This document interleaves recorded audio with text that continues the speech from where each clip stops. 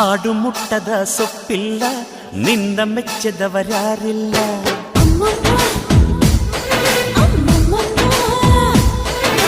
ಜೇನಿಗಿಂತ ಸಿಹಿ ಬೇರಿಲ್ಲ ನಿನ್ನ ಮುದ್ದಿಗಿಂತ ಸಿಹಿ ಬೇಕಿಲ್ಲ